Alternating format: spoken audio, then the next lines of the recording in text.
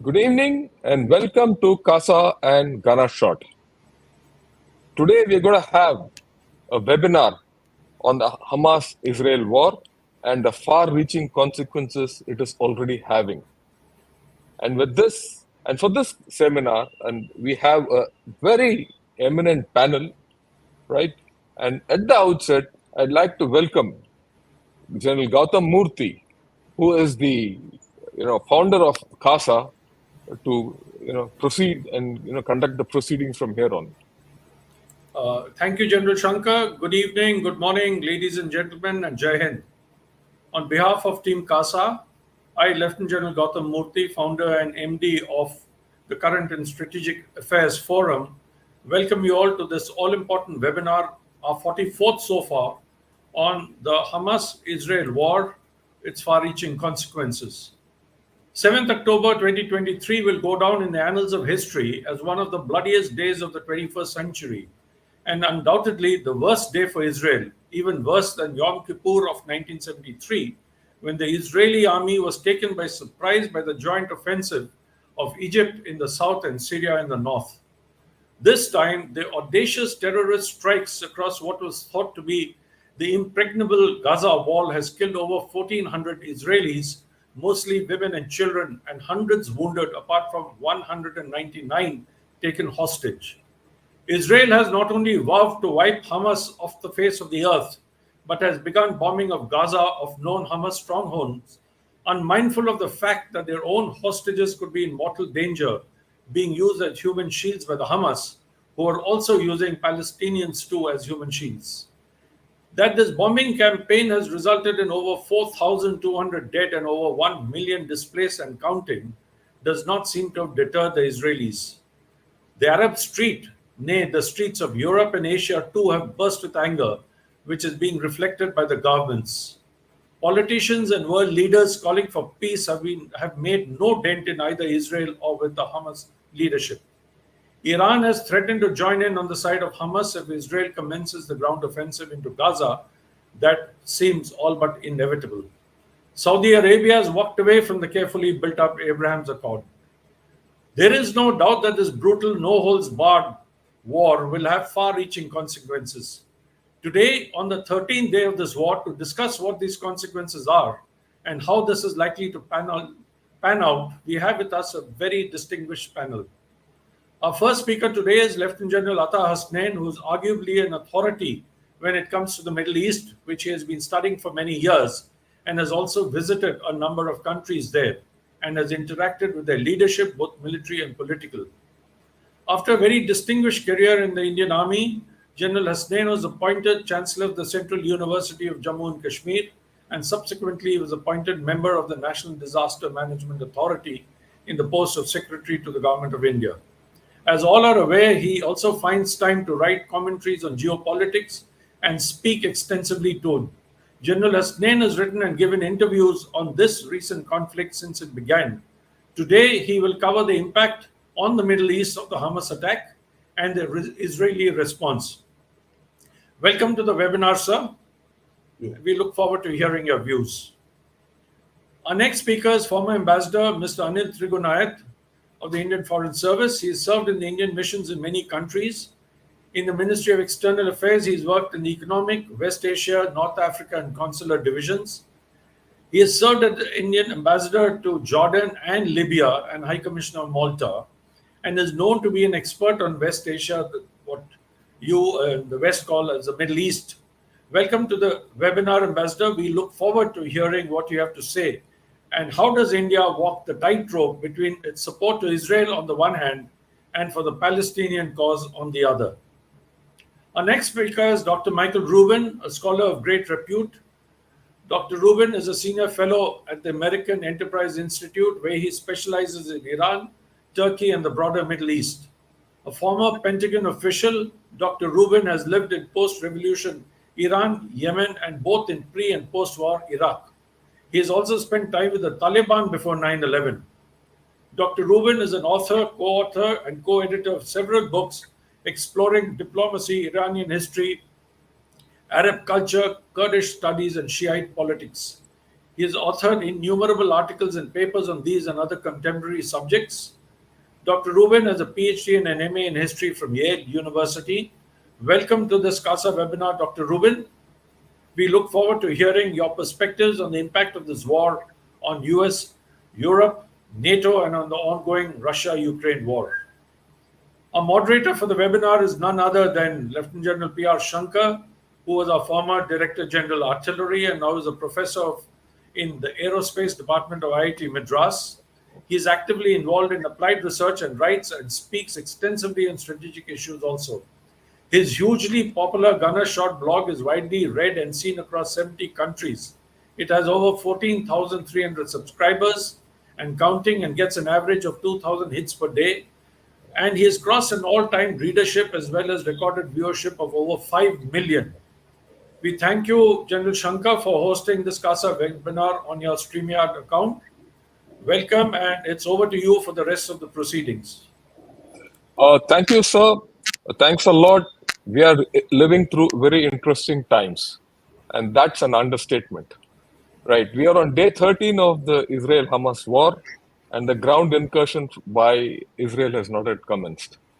We all know that, in retrospect, that the Hamas has carried out a very carefully planned operation. It's planned militarily well, politically well, and from a humanitarian perspective, it has played its cards very well. Right? And it's very clear now that militarily, Israel is going to have a tough fight ahead. The question is the Israeli military up to fighting a seasoned Hamas on its own territory? And if it does, when? The second aspect of this is the bombing of the hospital has actually upended the whole war and turned the whole thing on its head. Whether it's intended or not, who's to blame is a matter which will, continue to be decided in future. But the fact is that the entire West Asia is in a turmoil, and the larger global geopolitics has also gone into a turmoil.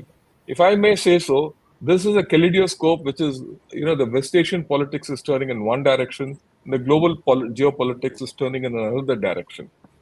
And we're going to talk of far-reaching consequences. Actually, the question in front of me is, how do you see the present?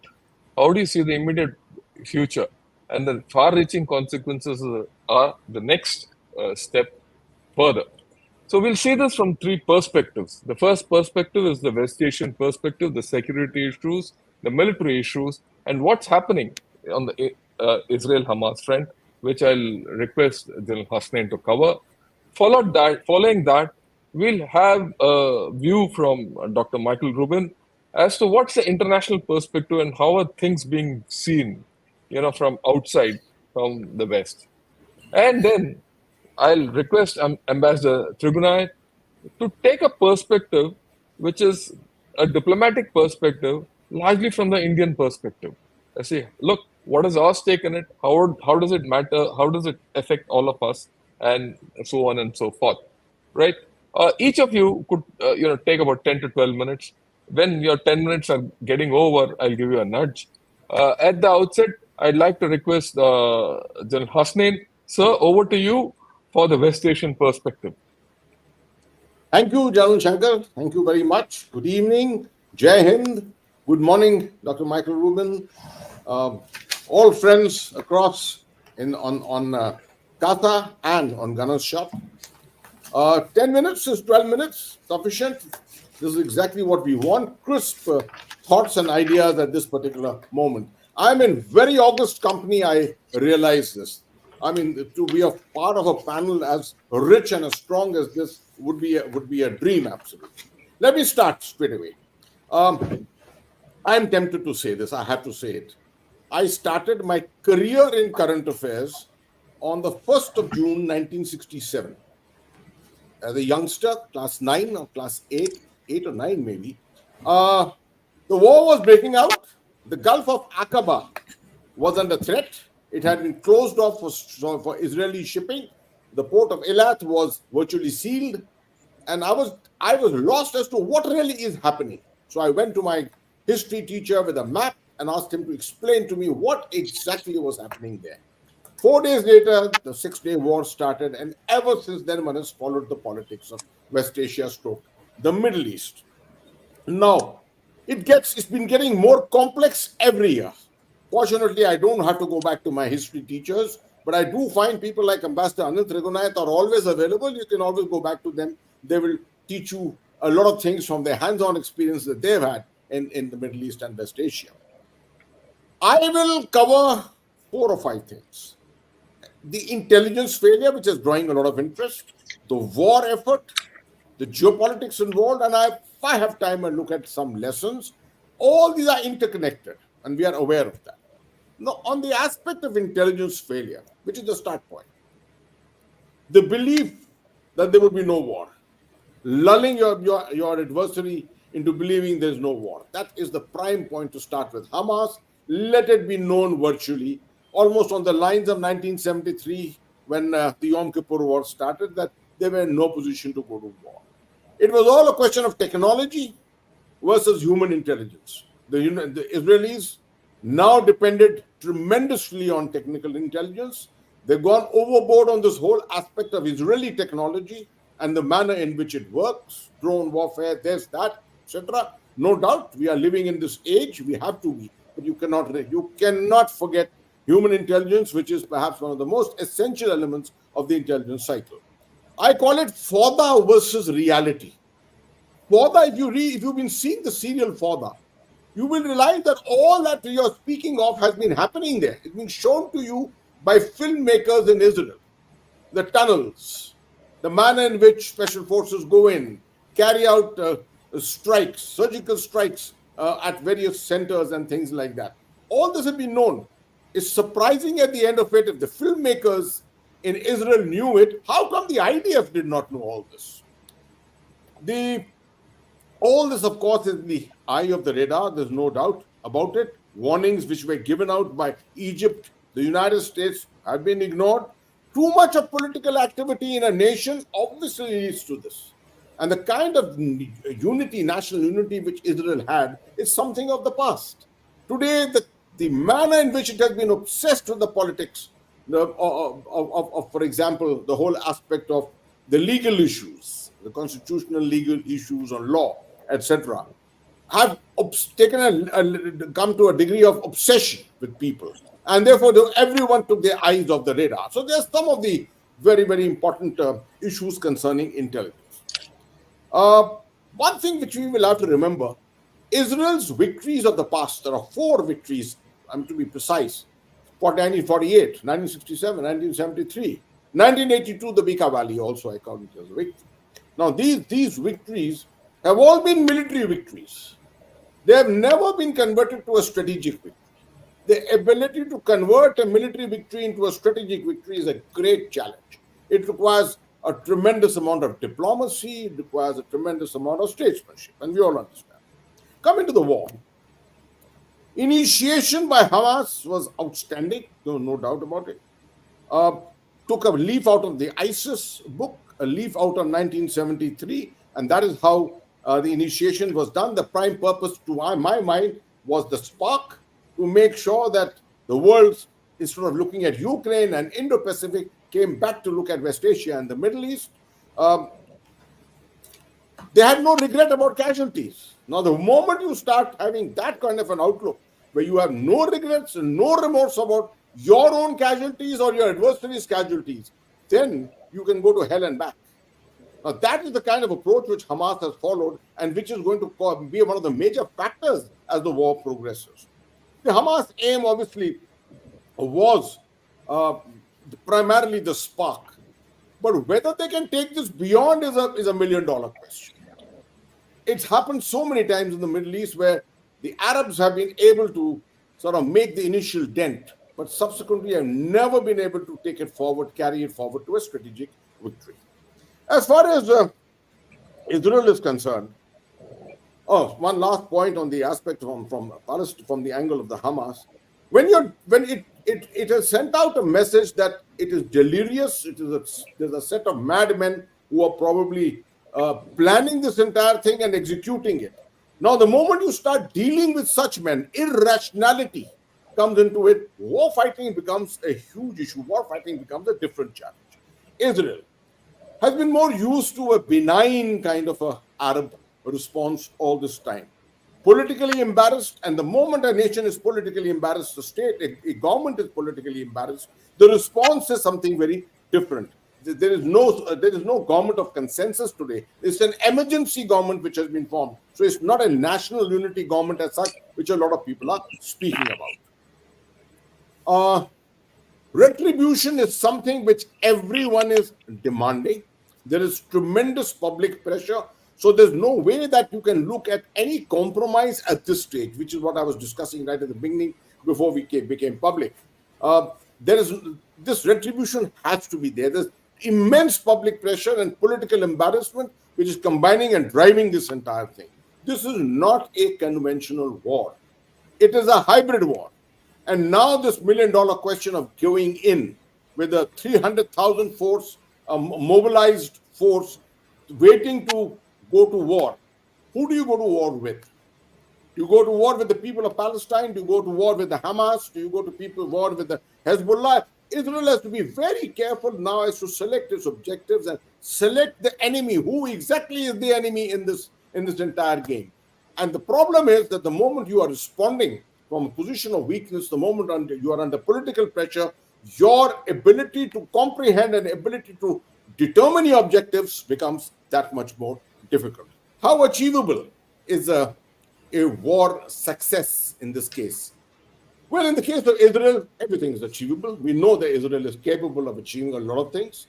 We know that Israel can be very unconventional, but the problem is, in this particular situation, is no straight strategy, tactics, anything is really going to work out, because the Hamas has probably got something up its sleeve which is going to work on. Therefore, the combination of tank forces getting into urban warfare, infantry, infantry tank teams together, etc., all this is there. But will it work? Will it work in an environment where North Gaza has been vacated, more or less vacated, but the Hamas is still holding a lot of hostages, Israeli hostages, and probably many civilian hostages among the Palestinians themselves? At some point, Israel may have to reconsider the whole policy of casualties, its own and that of Palestine. Remember, the last time Israel went to war in Gaza, in the early stages, it said they lost 66 killed and over 200 wounded. For a country of that size, for an army of that size, 66 killed in phase one of a war is tremendous. Is not something which can be easily absorbed by a nation. So this has to be kept in mind. Of course, there are a lot of things which will happen: drones, tanks, infantry, artillery, rockets, all that small teams put together. Will it finally lead to the objective of destroying Hamas? To my mind, very, very difficult. Very, very difficult. You will have to occupy Gaza, and this is something the Americans have been advising against. The occupation of Gaza, the moment you occupy it, is going to be a severe challenge. My last 2-3 points in the last 2-3 minutes that I have, this is very akin to what happened in Jaffna. If you remember, we take your minds back to 1987, urban warfare. The Indian Army exposed for the first time, trying to get into Jaffna town, multiple thrust lines. And what did we find? Immediately, the LTT used the simplest of things, IEDs, against us, right?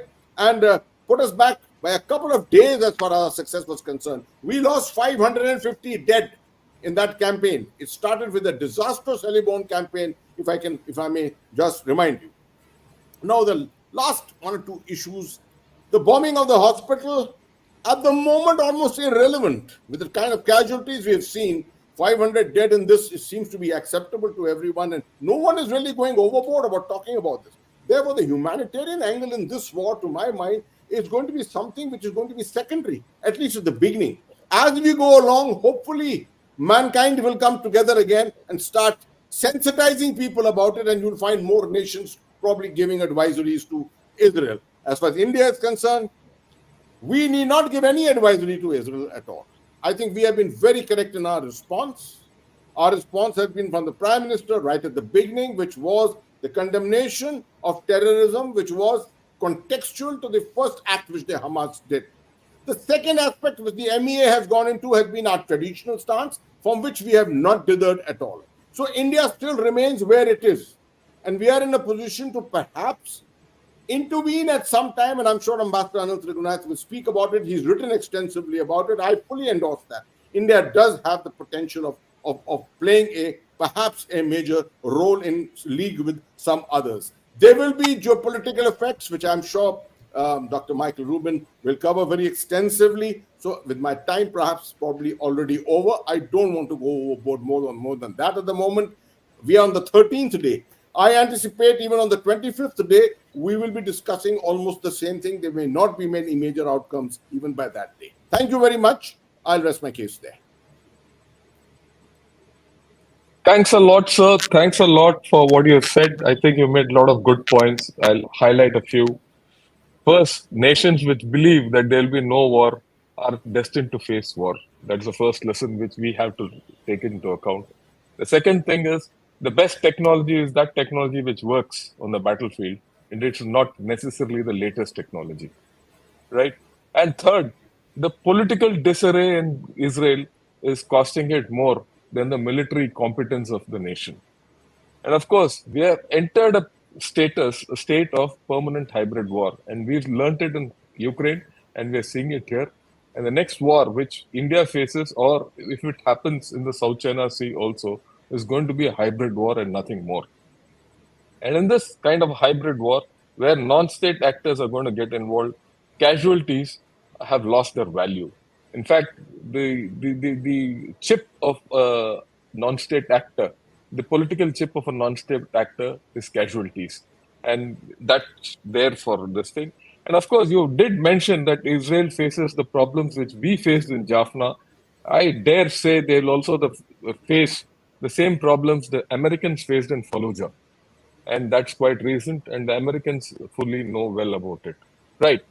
Thanks a lot, sir. That was quite incisive the way you put across things. I'll now request Dr. Michael Rubin to give us a perspective from the Western viewpoint, because their viewpoints are different and their stances are different, and of course, their interests are also quite different and quite deep. Over to you, Dr. Rubin. Okay, thank you very much. I'll talk a little bit about some of the Western perspective in the United States, and then I'm also going to talk about, even though I feel bad doing so, some of the political dynamics in the United States that arise out of this. I feel bad about doing this simply because with so much human suffering going on in Gaza and in Israel, it seems rather cynical, but realistically, it does impact American policy. First and foremost, I do see this continue as a game changer. In 1996 and 2006, Israel went to war with Hezbollah, and Hezbollah hid behind the skirts of the international human rights community and diplomats. When they suffered too many civilian casualties, they assumed that they would have some space, that a ceasefire would be imposed, and then they could regroup. Certainly that seems to be Hamas's hope, but I'm not sure that it will actually come to fruition. We can talk about the hospital strike, and perspectives might be different, but at this point in the United States, number one, it looks like that hospital strike was done by a Hamas or an Islamic Jihad missile. Number two, it looks like that missile hit the parking lot, not the hospital. The hospital is still actually there, and aside from shattered windows, doesn't look too damaged. That has created a crisis of credibility with regard to some journalists, and that creates a crying wolf problem, that when real casualties are suffered, that there's going to be an element of disbelief now, because when people say Gaza health authorities, in effect, they mean Hamas. And I'd argue Hamas simply doesn't have the credibility to make these claims. At the very least, journalists are learning that they need to not trust, but certainly verify. And in this case, in both of casualties and the hospital, it seems they did neither. Look, one of the big problems that is occurring, and this is something which is going to dominate behind the scenes any American diplomacy with the Palestinian Authority, with Jordan, with Egypt, with Saudi Arabia, is Palestinian politics.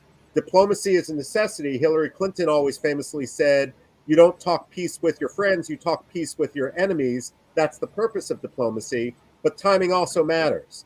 Mahmoud Abbas, the chairman of the Palestinian Authority, is 87 years old.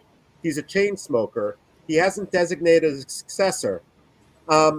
And already prior to this move, prior to this Hamas attack, there was a great deal of maneuvering. The last time I was in the West Bank, Nablus was a no-go area simply because Hamas was already sinking its roots in.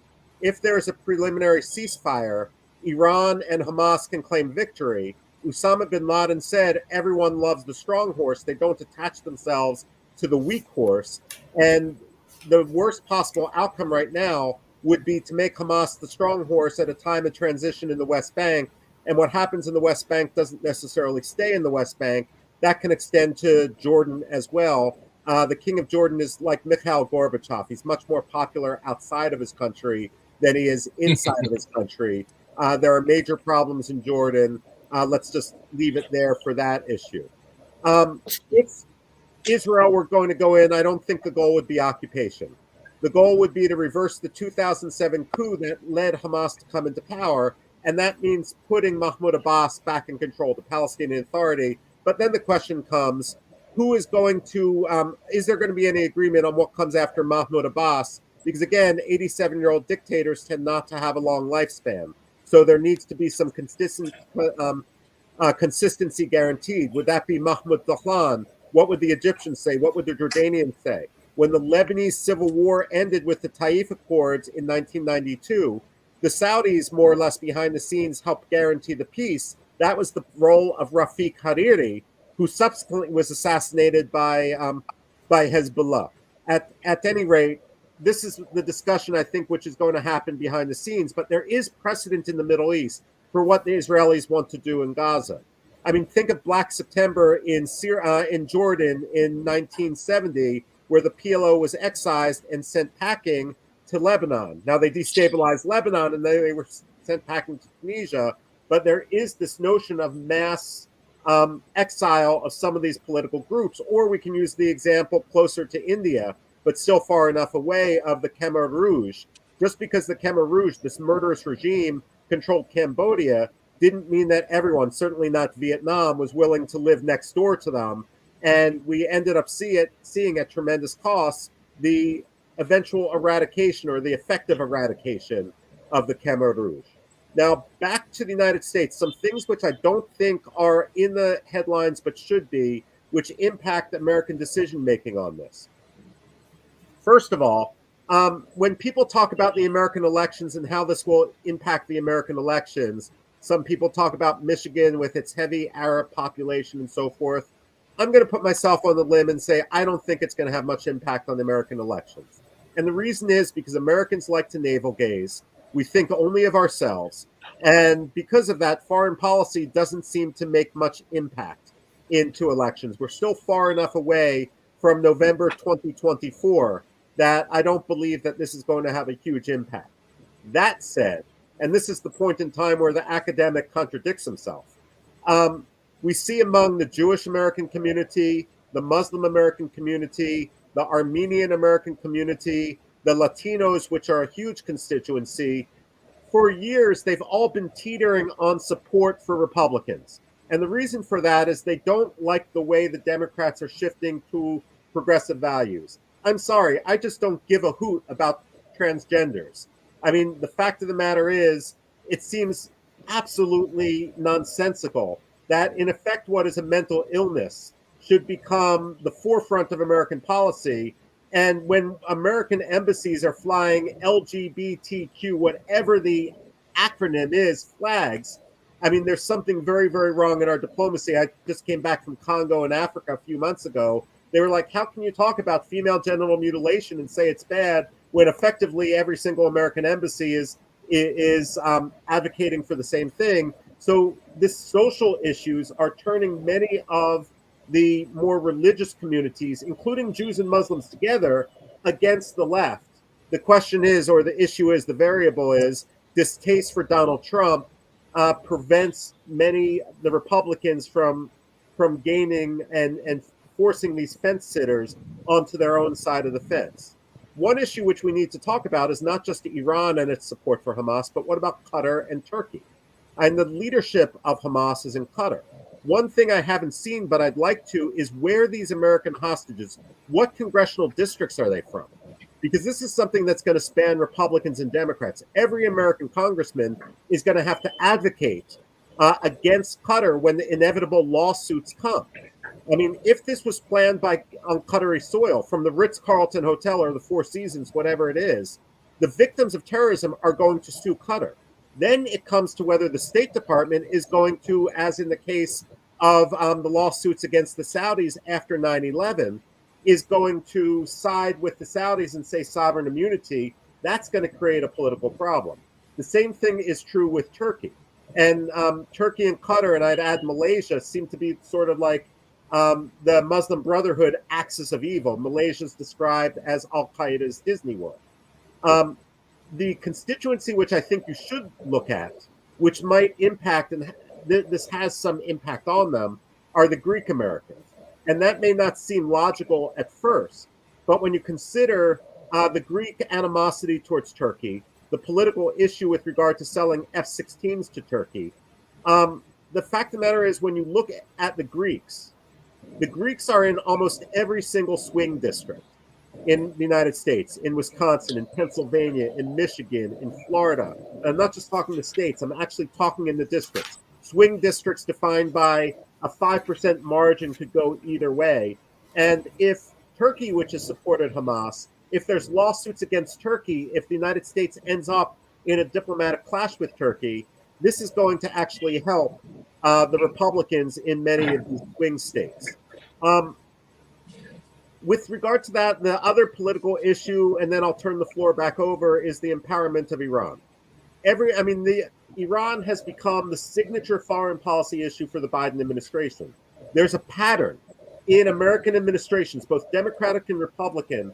They come in with some big initiative, it fails, and then they do a Hail Mary, or perhaps in this context, a Hail Mahdi pass, to use an American football analogy, to try to get into the end zone without doing all the hard work in between. In this case, the Iran initiative initially failed. Is the Biden administration going to try something, a rushed diplomatic process? At the same time, they are fearing that they don't want to admit that their Iran policy has been naive. This is why we see, just yesterday, the sunset snapback deadline passed without comment. Iran successfully distracted us from that. At the same time, and now Iran is going to be able to export precision missiles to Russia, to whomever they want. At the same time, this debate, which the Biden administration is having, that the $6 billion in release funds, which are held in Qatar, don't necessarily fund terrorism, they're missing the point given the fungibility of money, and they're also ignoring the $10 billion that went through Oman and an estimated $80 billion in non-enforcement and other sanctions release. The fact of the matter is they're digging themselves a hole because Jake Sullivan and Tony Blinken attached themselves personally to the Iran initiative, and it's gone nowhere. In that case, if Biden doesn't fess up, work across the aisle in favor of a more bipartisan policy, this is going to be a hammer which is going to bludgeon him and cause him to have a crisis of legitimacy. That said, I still think we're too far away for the United States to say that this is going to impact our election. Right. Good. Thanks a lot.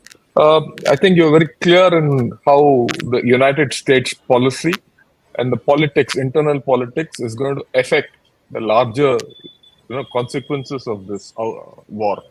But I'd like to put across one thing, which I think you very rightly highlighted at the beginning itself.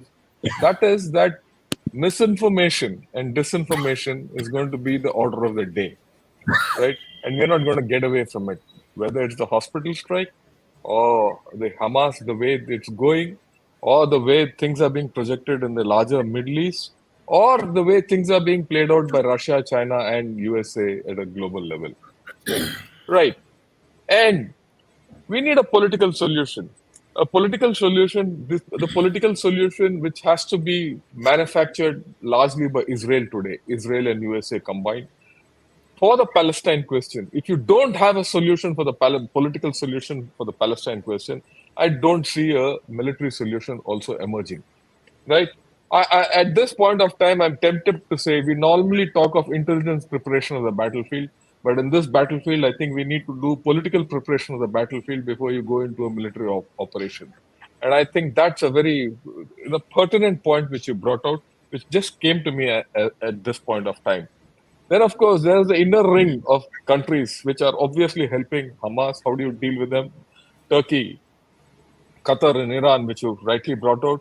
And I also would like to put across the larger issue of Russia and China and the axis which is developing, consequent to the meeting Putin and Xi Jinping have had yesterday and day before over the Belt and Road Initiative. All in all, I think you triggered off a lot of things for us to think of, and the consequences are pretty far away. With this, I'd request Ambassador Trigunayat, sir, please take over. Give the whole thing, how do you see it from a larger diplomatic perspective, and especially for what it takes for us in India, whether we could be the interlocutor which the Middle East is searching for. Over to you, sir. Thank you, sir, General Murthy, and it's a great honor and a privilege, General Shankar, to be part of this distinguished panel, and I am a great avid follower of your Gunnar Shot all the time. Oh, thank you. And if that be so, I must invite you over to Gunner Shot on a subject of your choice next. We will. Thank you, sir. And of course, Dr. Michael Rubin, my friend, he's there. Before I start, let me just say, while we were talking here, Prime Minister Modi has just tweeted. And let me read his tweet to you. That will give you the way things are moving today, and which, of course, General Hasnan also referred to. He just tweeted at 6:18, which says that spoke to the President of the Palestinian Authority, Mahmoud Abbas, conveyed my condolences at the loss of civilian lives at the Al Ahli Hospital in Gaza. We will continue to send humanitarian assistance for the Palestinian people. Shared our deep concern at the terrorism, violence, and deteriorating security situation in the region. Reiterated India's long-standing principled position on the Israel-Palestine issue. Now, this has just happened while we were discussing here.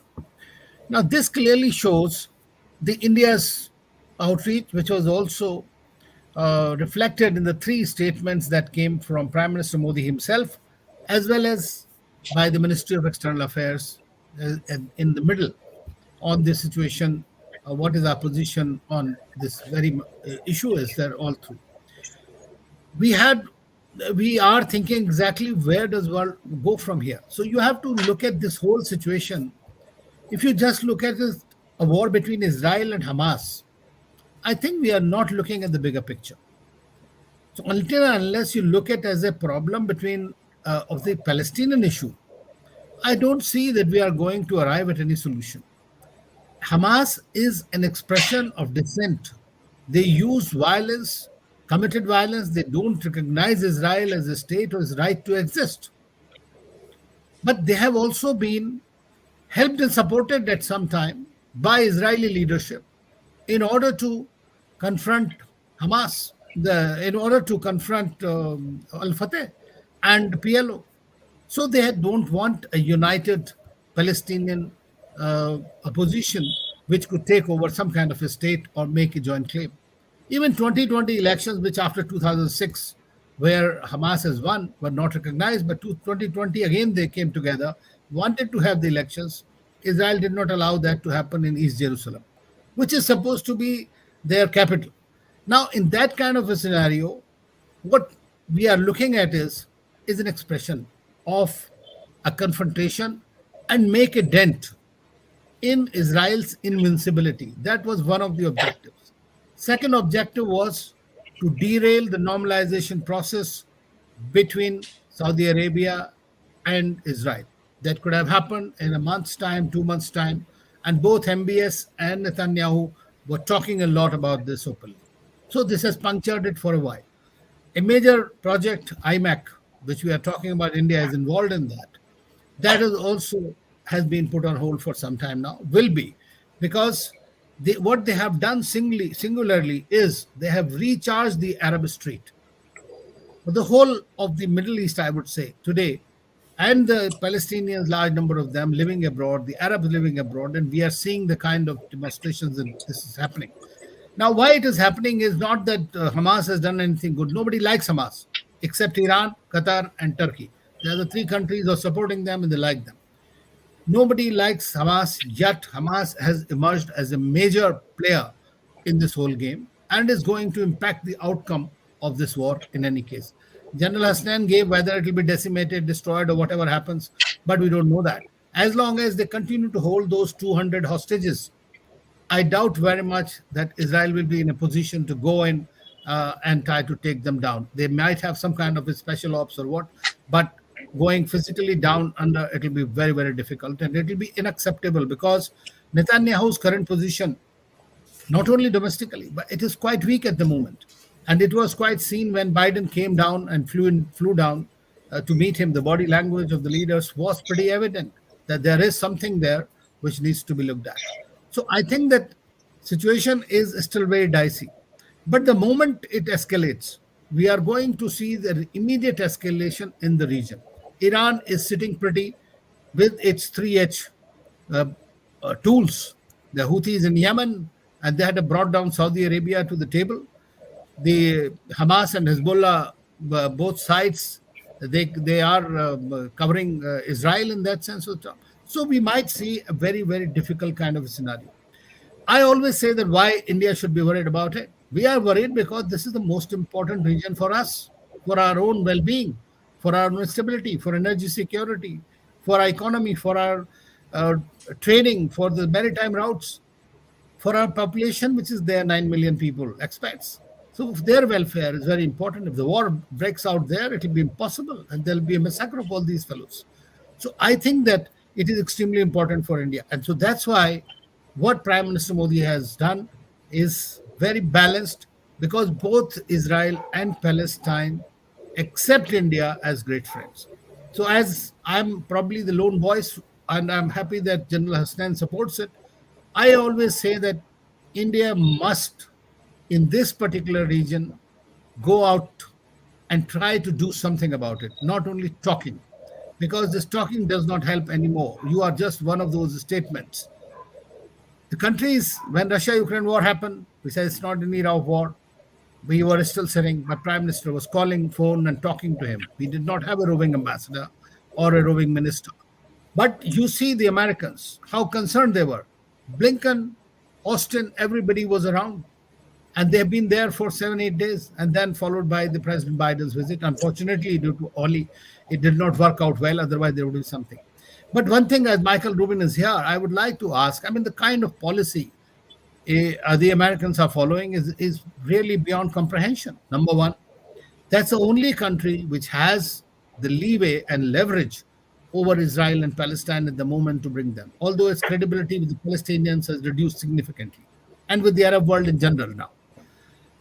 On the other hand, now, when we are talking of the humanitarian supplies, okay, I can understand because of geopolitics, they wanted to oppose the Russia-UAE draft at the UN Security Council.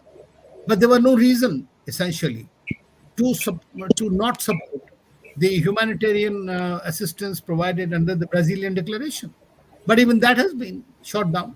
The USA was the only country which went ahead and vetoed it.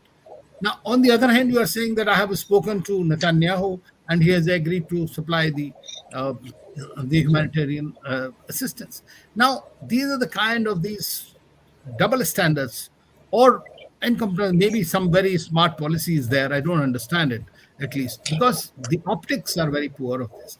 So I think that this, I have suggested, and now just 2-3 minutes, I would like to say, I've been talking about thinking which countries can have some kind of a leeway here and who can be heard. You know, if Saudi Arabia normalized the relations with Israel without taking into account the Palestinian questions in toto, the Palestinian issue would be dead. As simple as that. That was the last bastion of support for them. And therefore, Hamas could have been a trigger for Hamas. Saudi Arabia is also the only standing wall for Israel. Once Saudi Arabia normalizes relations with Israel, many countries will follow in the region. And so therefore, it is extremely important that Saudi Arabia has a certain leeway. They have an Arab peace plan, which they had proposed. They are the custodian of the two holy mosques. They have a great influence over Palestine. In any case, they don't have much on Hamas. They don't like it very much. Then I suggested about Egypt, another power in the region, has a peace treaty with Israel, has a continuous collaboration with them in different fields. And then Brazil, I suggested, because Brazil is in this UN Security Council, is going to be the next G20 president, and therefore a continuity of some kind of an engagement with the major powers can continue. So then, of course, I agree with General Hassan. He suggested that we must also think about Indonesia, which is an important Muslim country and a powerful and a sixth, seventh large economy as well. And they are very much looking at a regional this thing. And they were also the G20 president before us. So I think that we need to develop some kind of thing, be on the go. If we don't have our ministers going, Prime Minister, of course, is talking now. Maybe he will talk to maybe Netanyahu also today or tomorrow. We perhaps can have special envoys who can go and talk. If we lose, we lose. If we fail, we fail. But at least the world will say, most of the people in the Middle East I talk to, they say, we love India, we like India, we know what they want, but we don't know what they want really, what they want to do here. They're most welcome. Many of them, Palestinians, want us to discuss with them. And it's been a long history, not from now. From 1992, I have been dealing with this issue, and I know that it is continuing in this way. So thank you very much. I'll be happy to answer any questions. Yeah, thanks a lot, Ambassador. I think you brought in a lot of points. The first issue, which actually you reinforced, is that in this entire game plan, the Palestinian issue is the center of gravity. You solve that, and a lot of things fall into place, right? Then, of course, you raise the issue, which indirectly, which I call Israel says its aim of war as of now is to destroy Hamas. But the real question here is should Israel's aim to be to destroy Hamas or gain peace for Israel? Now, that's a larger question, which I think is important, because the aim, as we say, selection and maintenance of aim, is a fundamental principle of military operations, which I think is somewhere going around. And of course, you highlighted very clearly that the entire area is a tinderbox. I go with it completely. There's no two ways about it. And I also go firmly behind you and and General Hasnain to say that India needs to send an envoy to both sides. I would say why one envoy? You probably have to send a couple of envoys, one to the larger Middle East and one to Palestine and Israel, and even probably build a bridge to Hamas or whoever is there in this thing. Because we need to talk. Because without that talking, those hostages are not going to come out, and right, and unless the hostages come out, Israel can't do much militarily either. For many enablements, we have to do that. And if the Chinese could send an envoy out there, why can't we, with the kind of leverages and civilizational and historical linkages we have in this region and with people, right? Like you said, we just can't be there and do nothing about it with all our expatriates and the kind of influence we have. And of course, the larger thing, more interesting thing which you have said, which I think which everyone has to ponder about, is the peace plan which you have to probably put in place. And that peace plan has to be put in place through the good offices of Saudi Arabia, Egypt, UAE, Brazil, India, and Indonesia. I think that's a nice combination which is coming out, which is a balanced combination, right? And probably a more neutral combination with a lot of influence to this thing. And we'll have to see how do you neutralize Iran, Qatar, and Turkey in this entire process, because without their spokes, how do you neutralize that is the larger challenge, right? I think we've covered a lot of ground. General Gautam Murthy, sir, if you have any question or anything which you would like each of them to highlight, you could. Otherwise, we'll take some questions and move further. I think this aspect of Netanyahu being weak, but however, the government being a cobbled government, sworn enemies together, they're right now looking at this issue of how to get the hostages back. That somehow, you are very right, General Shankar, in saying that Israel cannot move forward unless their hostages are back. Do remember that the Israeli soldier who was taken was held hostage for 5 years. So the ability of the Hamas to hold hostages at different places, even one hostage is one hostage too much for Israel.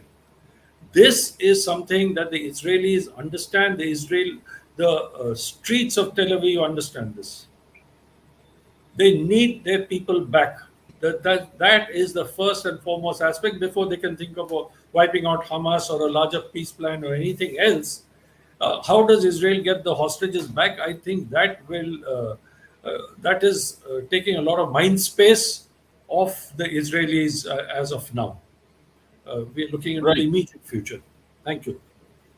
Thanks a lot, sir. I'll reserve my questions because I think the audience have a few questions and they would be interesting. I'll just flash them. Right. Has it come up? We saw one question being flashed. Yes, Yeah, yes. it'll come It's up. come out. Yeah. Yeah, is the Yeah. situation salvageable without ground offensive? And is IDF willing to go in with a scalpel instead of a sledgehammer? Uh, Jal Hasnain, sir, if you could take it on. Yeah. I think I brought this out in my intervention right at the beginning that the losses by Israel have just been far too many. 1,400 killed for Israel is just far too many. This is something which will go into Israeli memory because the past, the legacy kind of strategies have always been about retribution, always about proactiveness, etc. To sit back and think that you can compromise and negotiate without going in and doing something. Something means not necessarily a ground action. It could be special forces operations. It could be the rescue and return of the hostages or whatever. There has to be some kind of a military action which will have to be done to retain Israel's what I call moral ascendancy in the Middle East. Otherwise, from here onwards, it is a downward trend as far as Israel is concerned. Right, sir. Thanks a lot. The next question is, sir, the opponent is willing to give any space for the very Unwilling. existence of another. Yeah, unwilling to give any space for the very existence of another in its vicinity. What are the options available to the aggrieved party? Of course, inaction is not a choice. It's rather obtuse, but I think it's a two-sided question. I'd request Ambassador Trigunai to tackle it. Because here is a place where both people are not giving space to the other. Well, the thing is that I think the Palestinians really have no choice in this whole thing. And the international community has been helpless watchers. That is the big problem. And that is the reason that this issue has continued to go for this long. The fundamental problem here is the creation of a state of Palestine. Now, if you want to go back to the 1967 borders and all that old time plans which were there, I doubt very much that they can go forward anywhere. If there have been several options that have been talked about in the past, there has been two-state solution. They have been talking about one state in the federation. They've been talking of the Jordanian options. But Jordanians are very scared about this option for the simple reason that 60-70% of their population is of the Palestinian origin. And they have had the problem during the PLO's, this thing which Dr. Michael Rubin also mentioned in 1970s. Now, I think that this is what the negotiations have to be all about. Where do we come to? I mean, if you want to give them at least a full autonomous region, they've been asking. I remember many times I've talked to the Palestinians, even Ramallah, the leaders and all, they have said, we don't even have our own airport. We don't have any place where we can go to. We don't have a port. So we need to have some kind of an access, some semblance of sovereignty. So I think the Israeli leadership will have to think out of the box and think out of their mindset. Because see, if you, as long as you continue to think of the security mindset alone, it will be impossible to arrive at a peaceful solution and a peaceful coexistence with the Palestinians. I think that's a very valid point, sir. A large part of this problem also goes back to the Israeli intransigence by not giving space to the Palestinians.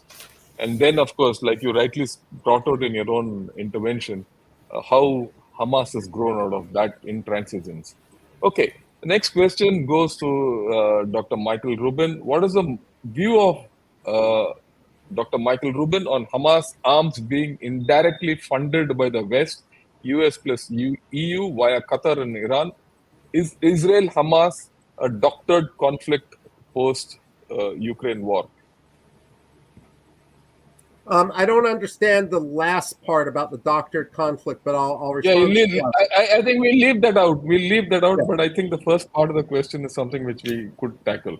Yeah, of course. I mean, the United States is very critical, or I should say, the American public is very critical about what is rightly called the indirect funding by the West via Qatar and Iran. First of all, to address one of the other questions, one of the reasons why the United States hasn't officially called for the expulsion of the Hamas leadership from Qatar right now is because they're involved in negotiations for the release of hostages. The one question we need to ask, and this goes into this, is whether talk is sincere or an asymmetrical warfare strategy. Different sides approach diplomacy in different ways. When it comes to the broader issue with regard to humanitarian aid, look, there hasn't been a formal occupation in Gaza since 2005. In reality, it was a test case. I wouldn't remove agency from the Palestinians. They have made their own choices, and to bail them out with humanitarian aid can have a moral hazard, to put it lightly. There's also an issue which we need to talk about with regard to the United Nations, and this also goes to agency humanitarian aid bailing the Palestinians out. Throughout the world, there's one definition of refugee. There's another definition of refugee expressly for Palestinians through the UNRWA. If you were to apply that definition to the partition of India in 1947, there would be more than 350 million refugees in South Asia today. We need to have a much broader conversation about humanitarian aid, whether humanitarian aid is actually perpetuating the conflict rather than resolving it, whether the United Nations policy, UNRWA, was supposed to expire in 1951, whether the perpetualization of some of these agencies is actually creating moral hazard, doing more harm than good. I would also finally say that ideology matters in this as well, not just money. The problem is Hamas isn't representative of Palestinians. They took power in Gaza in a coup. International law, by the Oslo Accords, unless you're willing to acknowledge the existence of the state of Israel and forswore terrorism, you had no right to actually return from Tunisia. The question we need to ask is whether people are going to get a free pass on international law. And at the same time, there's a fundamental misunderstanding, at least among the media. The Geneva Conventions do not apply universally. If you do not abide by the rules of war, then you do not receive the full application of the Geneva Conventions. If you suggest that the Geneva Conventions should apply universally, then what you're doing is giving a green light to fight without uniform, to hide weaponry in schools and hospitals and so forth.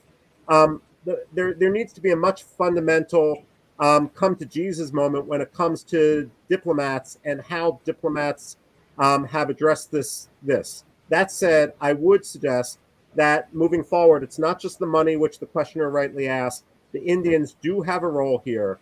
The Indians, they are seen as a neutral party, as one that is not, that is trusted by both sides. But there also needs to be some awareness that when it came to UNIFIL, the Indians do not always have a positive reputation simply because UNIFIL had proven itself to be so ineffective in allowing Hezbollah to rebuild its missile arsenal. And with that, I turn the floor back over.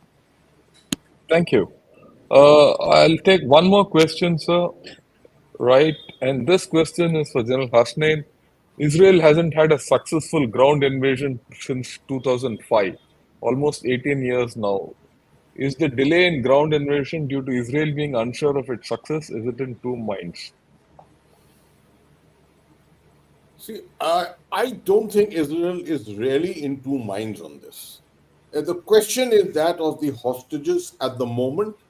The very fact that immediately a mobilization of 300,000 was ordered was not for the sake of just projection. Israel is not known to carry out simple projection. When it mobilizes, it does usually go in for the hard kill, proper operations. And I think the IDF is just raring to go. They want to go because sentiments are very, very high at this time. When you lose 1,400 people in a nation of this size, obviously sentiments are going to be very high. And the manner in which it was done, one was the ISIS kind of style which was done. So I don't think the IDF is really holding back. The IDF, to my mind, is professional enough.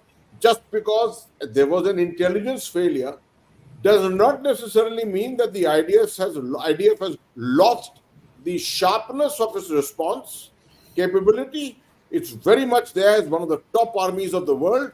And I think if push comes to shove, they will go in, at least to a limited extent. The only thing is determining the correct objectives, determining the correct aim, which is a major, major challenge for them. Thank you, sir. This question is interesting. If this template by Hamas is successful, then will it embolden Pak to use a similar template against India, with China and Turkey helping it out? Probably that's what he intends. What can China do to proactively deter such a move? What can India do? What can India do to proactively to deter such a move? Ambassador Trignad, your take on it? Well, I think that Pakistan is already a terrorist state and they are masters in this art. So we don't have to embolden them further.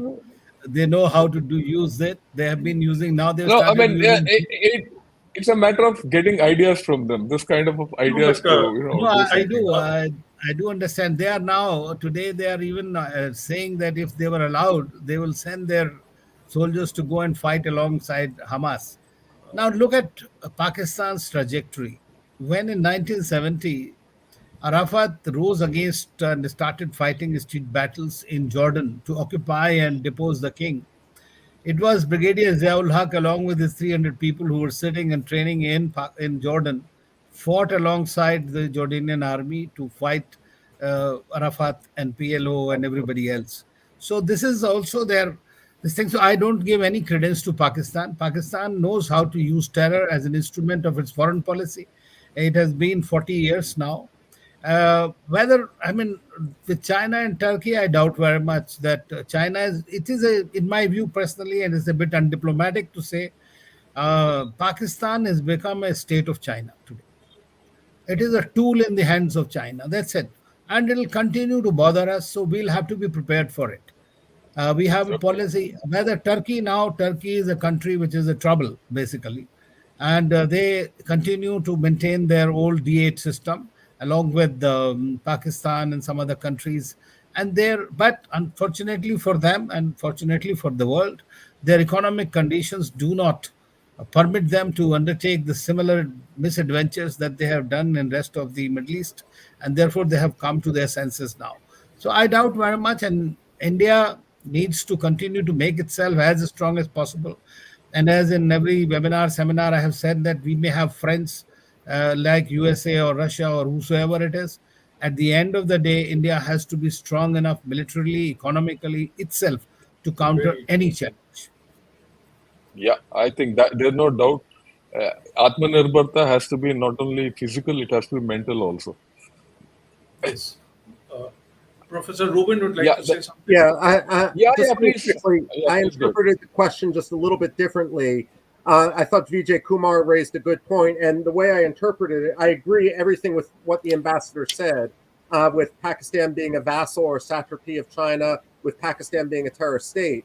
But after the 9/11 terror attacks, that set a new standard. And in 2005, we saw an attempt to bring down 12 airlines simultaneously over the Pacific. I had written about this for First Post. I suspect that Hamas has now set a new standard. And so terrorist groups, I don't call them militants, they are terrorists in Pakistan, Yes. are going to try to think of what operation they might do that would raise to the standard of Al-Aqsa wave, as Hamas called this. No longer is it simply going to be a suicide bombing at Pulyama or so forth. We're going to see among Pakistani terrorists a much more ambitious operation to try to capture and kidnap hundreds of Indians and kill literally thousands. I do believe that that's what not only India but the West more broadly need to be prepared for, because unfortunately, as Osama bin Laden had talked again about the strong horse, they've inspired a new level, rightly or wrongly, and we're going to be up against that. That's why I would argue it's so crucial that Israel show Hamas that the turn to terrorism has a greater cost than any benefit. Yeah, I Very think so. I think that's important a point. very valid point, that Very a new valid. standard of the new standard of terrorism has been, set, Yeah. and we need to They cater just for it, raised the and we need bar. to handle it. Yeah, we just raise the bar. Thank you. Right. I'll not take any more questions. There are a lot of questions, but I think we've had a lot of questions, and since General Hasnain also has to leave for another engagement where he has to meet the Chief of Army Staff, and we've had some very interesting points which have come out. And all I'd like to say is, we are where we started. Have we had some clarity on the situation? We've had, but has the situation become foggy? Yes, it has, right? And we know that the consequences of this war are going to be long lasting, and there are a lot of lessons for India which are going to come out of this war. I've already had a discussion on Ghana shot on two Yes, sessions, yesterday. yeah, and one with General Hasnain himself. And I'll be more than willing to do one with Dr. Rubin and Ambassador Trignat in days to come. Yes. Well, I think there are a Yes. lot of lessons which we have to learn. And I'll leave you with a thought in mind. Ideology has played a critical and a central role in this conflict, and it is going to play a central role in this conflict. Just think, India is up against one kind of an ideology on its western frontier, and a different kind of an ideology on its second frontier. And both these adversaries are completely ideologically driven, and we don't have one. And our democracy doesn't give us the sheet anchor to develop any kind of a counter to this kind of a rabid ideology which we are going to confront. So, what do we do? There's a thing, I'll leave it to you. There's a thing which has actually been troubling me. And with this, uh, I'll hand you over to General Gautam Murthy. Sir, you could wrap it up. Thank you all very much, General Asnan sir, Dr. Michael Rubin, Ambassador Anand Trigunayat, and General Shankar. I think we've had a wonderful webinar, great discussions, and to take a cue from you, I think with the same panel we can revisit this particular issue, and somewhere down the line, hopefully peace processes begin, and we would be able to discuss that rather than discuss a war the next time we meet. Thank you very much. I'd like to thank the audience for their participation and everyone for the time. Thank you. God bless. Jai Hind, everybody. Thank you Thank very you, much, sir. Jai. Jai Thank Hind. you. Thank you Jai so Hind. much. Thank you, sir. Thank you.